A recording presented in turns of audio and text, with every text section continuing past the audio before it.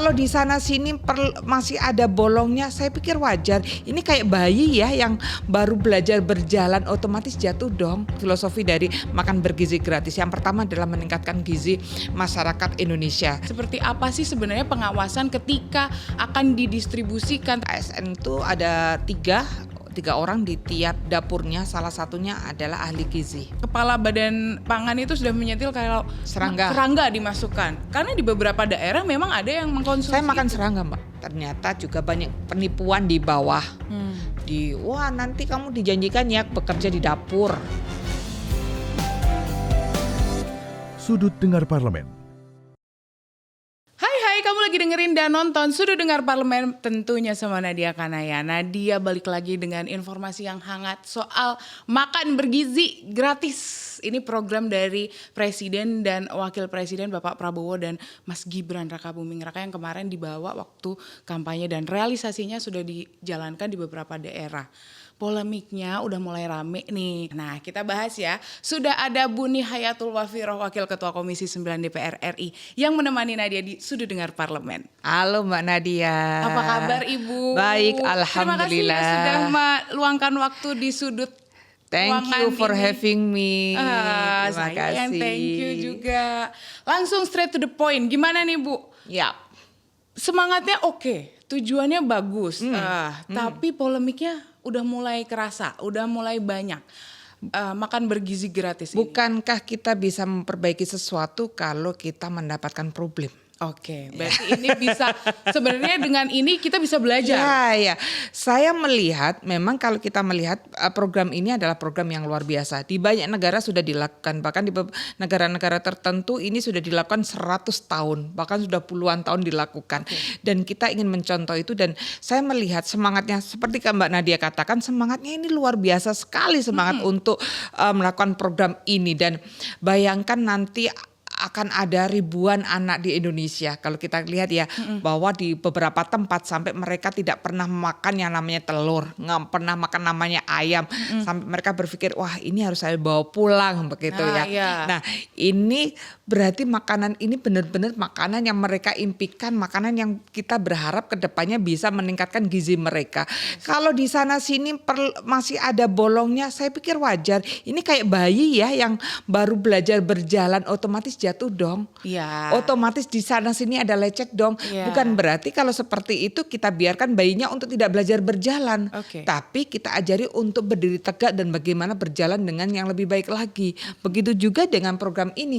Bukan berarti terus kita kita tutup lalu kita tidak lanjutkan program ini, tidak, tapi kita perbaiki, kita evaluasi lagi apa nih yang kurang, apa ini yang harus kita perbaiki ke depannya seperti itu. Kalau dari Komisi 9 udah pernah melakukan kunjungan ke suatu daerah untuk melakukan pengecekan? Iya, beberapa secara institusi memang kita belum secara langsung, tapi di beberapa daerah teman-teman sudah melakukan itu ya. Contoh di teman-teman di Sukabumi itu ada dapur yang sudah dimulai dibangun sejak akhir-akhir masa kampanye atau sudah masa kampanye begitu sebagai portofolio dan itu sudah berjalan dengan bagus dan bahkan sudah kelihatan efek ekonominya kepada masyarakat. Jadi kan ada dua filosofi ya yang kalau saya lihat filosofi dari makan bergizi gratis. Yang pertama adalah meningkatkan gizi masyarakat Indonesia. Generasi muda kita, generasi penerus bangsa kita yang kita persiapkan untuk Indonesia Emas 2045. Yang kedua adalah untuk meningkatkan ekonomi kita. Karena apa? Dengan adanya makan bergizi gratis ini kan masyarakat sekitar ini bisa ekonominya berkembang. Ekonomi berkembang mulai dari soal pertaniannya bisa terakomodir yang selama ini mungkin kesulitan untuk sellingnya, telurnya, ayamnya, marketingnya sulit. Sekarang bisa dilakukan langsung bisa diserap oleh dapur-dapur yang ada. Masyarakat sekitar satu dapur itu pekerjanya 50 sebenarnya, tapi yang 3 dari BGN dari PNS-nya ya, yang untuk kepala dapurnya, kontingnya dan 47 yang pekerjanya ini mulai yang tukang masak, tukang potong-potong sampai yang distribusi. Sampai pengemasannya? Iya, 47 orang dan itu digaji. Oh. digaji. Jadi otomatis masyarakat pun juga mendapatkan income di situ. Iya, pergerakan perekonomiannya Ekonominya bergerak. Jadi filosofinya kan itu. Nah, itu terlihat dari beberapa dapur yang sudah berjalan sudah hampir 1 tahun di beberapa tempat begitu ya. Contohnya di Sukabumi. Nah, ini yang sebenarnya yang terus kita pengen gerakkan ya dengan adanya dapur-dapur yang ada. Kita kalau di BGN namanya Satuan Pelaksana Satper. Nah, untuk tahun 2025 ini rencananya baru akan ada sekitar 5.000 dapur. 5.000 yang akan dapur ditambah dibangun. berarti? Bukan ditambah, memang baru akan dibangun. Targetnya masih sekitar 5.000 dapur. Kebutuhannya ada sekitar 20.000 dapur. Banyak. Itu dari Sabang sampai Merauke, Sabang sampai dari Merauke. Pulau sampai Pulau Rote kalau bahasanya Pak Jokowi. semuanya ada. Semuanya ada. Tapi tentu yang paling banyak hampir 60% tentu di Pulau Jawa kan, karena penduduknya yang paling banyak Pulau Jawa.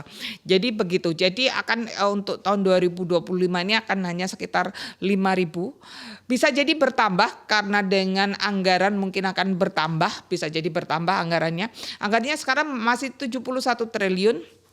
71 Itu untuk 1 tahun atau untuk 1 tahun. Untuk 1 tahun. Untuk 71 triliun dan itu untuk 5.000 dapur ya. Itu pun 5.000 dapur yang dibiayai oleh negara sekitar 1.500-an dapur. Yang sisanya itu BGN membangun kerjasama dengan pihak-pihak ketiga untuk bisa membangun dapur-dapur itu untuk investasi dan sebagainya. Oke. 3.500 sekian. Jadi kalau mau menambah lagi otomatis tentu anggarannya akan nambah. Oke. Jadi kalau saya melihat ini kemungkinan anggarannya pasti akan bertambah dengan mungkin APBNP atau seperti apa nanti pertengahan tahun ya. Karena saya melihat karena ini menjadi prioritas program dari Presiden. Presiden, yes. Mereka waktu kampanye selling programnya kan ini, Iya. selling programnya ini. Jadi otomatis apapun yang terjadi ini yang pertama harus dilakukan oleh Presiden Pak Prabowo dan Pak Gibran ya. Jadi otomatis ini yang akan dilakukan. Dan program ini juga banyak menyita perhatian masyarakat karena memang masyarakat juga berharap dengan adanya program ini. Banyak masyarakat yang dalam perekonomian yang kurang baik dengan adanya program ini merasa terbantu. Iya. Anak-anak yang mungkin tadinya berangkat sekolah ya udah nggak sempat sarapan. Nah, berharapnya ada makanan di sekolah yang diberikan. Tapi Ibu untuk sejauh ini penyebaran dari yang sudah direalisasikan dari program makan bergizi gratis ini di Indonesia udah seberapa banyak? Masih 190 dapur. 190 dapur. 190 dapur yang kemarin itu baru launching tanggal 6 itu masih 92 dapur, masih sedikit. Oh, oke, berarti Cuma seupli-upli, bayangkan dari 20.000 dapur lah ya. Coba contoh pesantren saja, pesantren yang itu satu dapur itu kan cuma melayani sekitar 3.000. oke. 3.000 orang. Jadi kalau pesantrennya ada 6.000 orang, butuh 2 dapur dong. Udah habis di situ lagi ya. Sudah di situ kan. Jadi contoh gitu. Apalagi contoh di Jakarta atau di Jawa Barat yang Jawa Barat kan 20% penduduk Indonesia ada di Jawa Barat. Butuhnya berapa puluh dapur coba gitu. Nah, kita masih mau membahas ini ya karena kayaknya seru banget Bu. Nih Hayatul ini bersemangat juga untuk membahas soal makan bergizi gratis. Jadi jangan kemana-mana, tetap di Sudut Dengar Parlemen.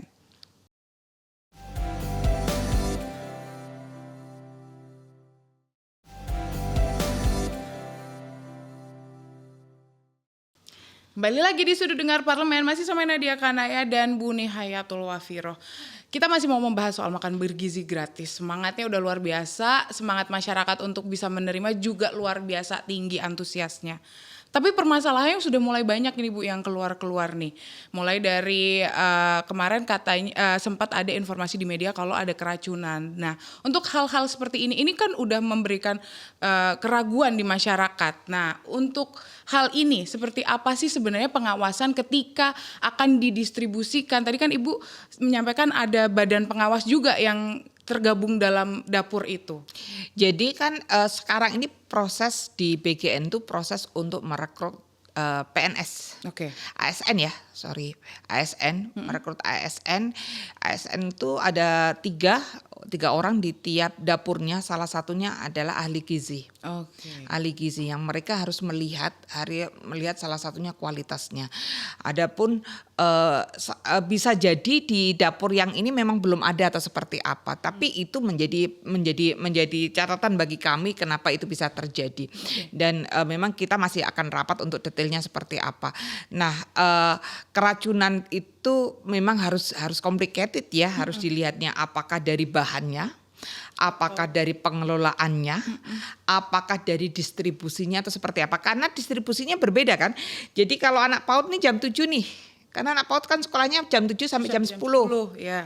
Nanti anak SMP jam berapa nih? Nanti anak SMA jam berapa? Jadi yang namanya di dapur itu tidak sekali keluar langsung semua dibagikan, tidak. Karena Bertahap ya, bertahap. Karena juga menunya anak PAUD sama menunya anak SMA beda dong. Oke. Ukurannya anak PAUD sama anak SMA beda dong Ya. gitu kan gitu. Jadi anak PAUD itu jam 7, nanti anak SMP jam berapa, terus ibu hamil jam berapa dan sebagainya. Itu kan bertahap juga. Nah, ini yang sebenarnya memang menjadi PR kalau kita ada keracunan itu atau tempatnya nih karena ini kan dipakai ulang kan, tempat traynya itu dipakai ulang, bukan yang sekali pakai, Sekali buang. nggak boleh sekali buang karena itu akan menambah sampah baru ya. gitu. Jadi traynya ataukah nyucinya kurang bener kah, atau bahannya yang sudah basi kah, cara masaknya seperti apa, atau distribusinya seperti apa dan sebagainya. Jadi memang masih PR betul bagaimana untuk melihat sisi keracunannya seperti apa. Nah, memang PR-nya lagi adalah kita ini di Indonesia ini kan archipelago kan, jadi berpulau-pulau yang Ya. cukup banyak. Tantangan tersendiri dalam tersendiri penyaluran. ya. Jadi bisa jadi yang namanya yang sekolah di gunung nggak pernah tuh ngerasain yang namanya ikan laut. Iya. Seperti apa rasanya ikan laut sampai mereka nggak tahu, nggak suka ikan laut. Bahkan atau yang di pinggir pantai, yang rumah pinggir pantai nggak pernah ngerasain yang namanya sayur. Rasanya sayur seperti apa sampai mereka nggak suka sayur gitu. Yes. Nah, ini menjadi PR yang luar biasa bagaimana mixkan rasa-rasa seperti itu dan memang sudah standarnya harus ada seperti itu. Untuk pengangkatan potensi lokal mungkin nggak Bu untuk dioptimalkan? Kayak mungkin kan kemarin Kepala Badan Pangan itu sudah menyetil kalau serangga dimasukkan. Karena di beberapa daerah memang ada yang mengkonsumsi. Saya makan itu. serangga, Mbak. Oh iya, Iya, belalang Bu. belalang. Saya juga doyan sebenarnya. Cuman kan untuk beberapa daerah, untuk beberapa orang itu tidak Aman. biasa, tidak. Nah, Padahal belalang tuh enak banget dan gizinya tinggi banget. iya, saya setuju. Saya juga suka sebagai orang Jogja, saya menikmati belalang itu. Nah, untuk hal-hal seperti ini, Jadi sebenarnya kita harus kembali pada filosofi awal. Filosofi awal adalah untuk meningkatkan gizi. Apapun sebenarnya apapun makanannya sebenarnya tidak masalah asalkan benar-benar sudah melalui proses penelitian yang baik.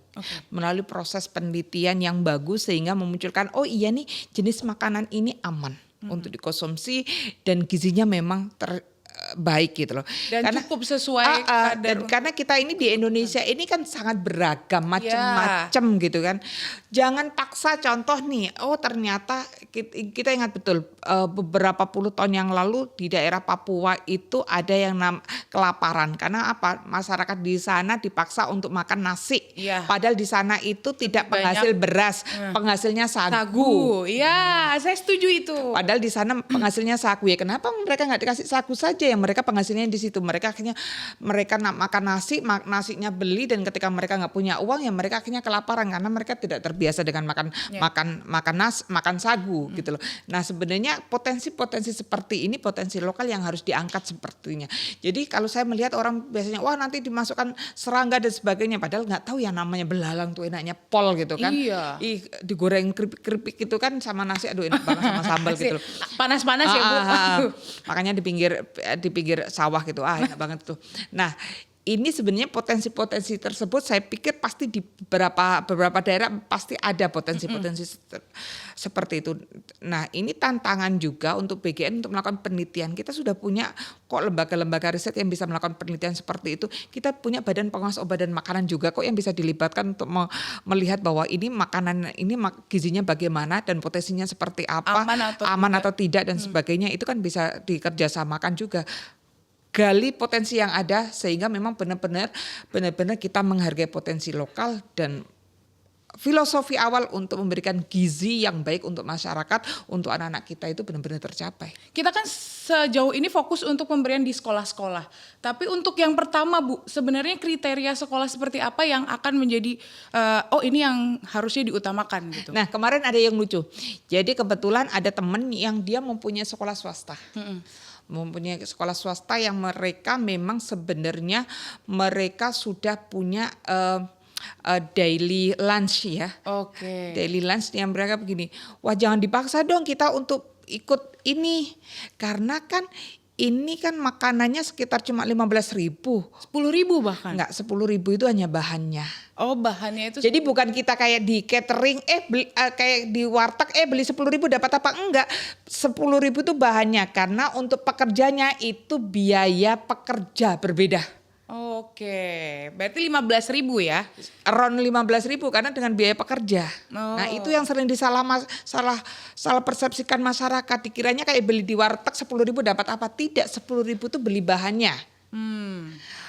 Jadi pekerjanya itu digajinya dengan gaji pegawai. Oh oke. Gaji pegawai itu berbeda sendiri. Gaji pegawai berbeda sendiri. Sewa dapur itu anggaran beda sendiri dan sebagainya. Jadi berbeda gitu. Nah, jadi waktu itu teman saya bilang gini, kembali ke soal sekolah swasta. Dia bilang gini, saya itu punya sekolah swasta yang dailynya sudah ada lunchnya, paketnya, karena sekolah swastanya cukup elit, yang itu harganya lunchnya itu tiap harinya paketnya sekitar 30.000. Downgrade dong kita gitu kan. Downgrade dong kalau kita 15.000. Kita bisa dikomplain sama wali murid tua, gitu. Ya.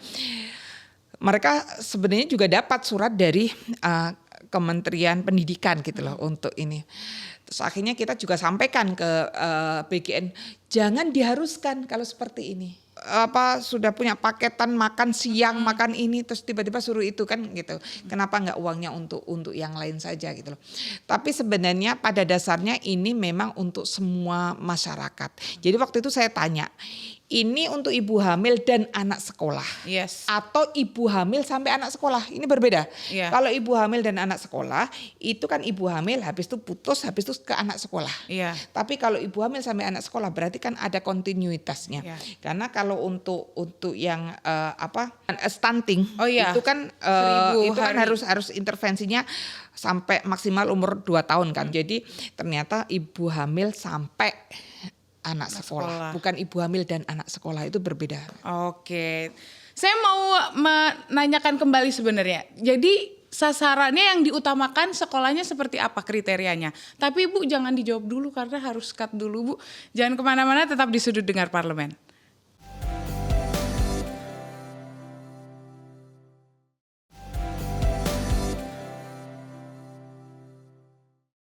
Kembali lagi di Sudut Dengar Parlemen, masih sama Nadia dan Ibu Nihayatul Wafiro atau yang sering lebih dikenal dengan Ibu Nini ya. Ya. Lebih akrabnya dengan Ibu Nini. Bu, tadi Ibu menyampaikan kalau memang nggak ada ketentuannya, pokoknya semua ini diperuntukkan semua, berarti semua sekolah di Indonesia. Tapi untuk yang pertama-pertama ini, yang penentuannya apakah ada atau? Jadi sebenarnya ini kan program ini untuk seluruh masyarakat Indonesia. Cuman kita untuk anak sekolah, untuk anak sekolah semuanya kan dikasihkannya waktu sekolah kan. Kalau lagi libur juga tentu nggak dikasih kan. Nah, cuman kita memberikan usulan bahwa itu jangan dipaksa. Harus by choice, dalam artian mungkin ada sekolah-sekolah yang memang mereka sudah punya sistem sendiri yang mungkin jauh lebih baik, jadi tidak perlu dipaksa. Dan anggarannya bisa dialihkan untuk sekolah-sekolah lain yang jauh lebih membutuhkan. Oh gitu, jadi ditunggu aja mungkin karena ini masih terbatas ya untuk tadi dapurnya. Oh iya, kan masih 190 something, jadi masih jauh dari ini. 2025 ini masih 5.000 bisa targetnya sekitar 20.000. Jadi yang jelas dalam 5 tahun pasti akan target 20.000 selesai lah. Kalau 2025 5.000, 2026 5.000, udah 10.000, 2027 5.000, 2028 5.000, berarti 2029 selesai. Kalau terkait dengan anggaran Bu, 71T, ini untuk 1 tahun ini atau tapi kemarin sempat disampaikan kalau itu sebenarnya anggarannya nggak cukup kalau memang nggak cukup, karena nggak cukup kan, orang untuk bangun 5.000 aja cuma mampu untuk bangun 1.500. Nah, terus nanti kedepannya seperti apa ini untuk program ini? Kalau memang dianggarkan 71. Makanya saya bilang pasti akan ada penambahan anggaran. Logikanya tadi targetnya 20.000. 2025 masih 5.000. Berarti kan butuhnya masih 1.500 lagi. Yes. Berarti kan butuh anggarannya masih sebegitu banyaknya. Yang 5.000 itu saja yang dari anggaran 71T itu, anggaran 71T itu 7, sekian itu dibuat manajemennya. Yang 63, sekian itu buat untuk programnya. Jadi programnya 63 sekian T untuk programnya. Itu pun untuk membangun dapurnya cuma 1.500-an dapur. Gimana dengan permasalahan yang pemberian makanan ke ibu-ibu hamil? Kalau sekolah tadi sistemnya dari sekolah. Kalau ke ibu-ibu hamil. Puskesmas. Oke, berarti ada dapur yang memberikan disalurkan ke Ya, puskesmas jadi kan gitu. tidak semua ibu hamil ya, karena ini ada setiap puskesmas itu punya data ibu hamil yang risiko tinggi. Oke. RISTI itu risiko tinggi, jadi mereka ini yang akan menjadi prioritas. Jadi RISTI itu salah satunya contoh, harusnya hamil sekian itu lingkar lengannya itu harusnya sekian. Ternyata lingkar lengannya sekecil, berarti ini terkategori badannya kurang gizi dan sebagainya. Ini takut kalau ibu hamilnya ini kurang gizi, nanti takut anaknya stunting dan sebagainya. Akhirnya harus dikasih makanan bergizi begitu. Jadi tidak semua ibu hamil juga. Oke. Terkait dengan evaluasinya sendiri Bu untuk ke depan nih, kalau dari Bu Nini sendiri melihatnya. Pertama mungkin sosialisasi kepada masyarakat ya. Jadi saya berharap BGN ini punya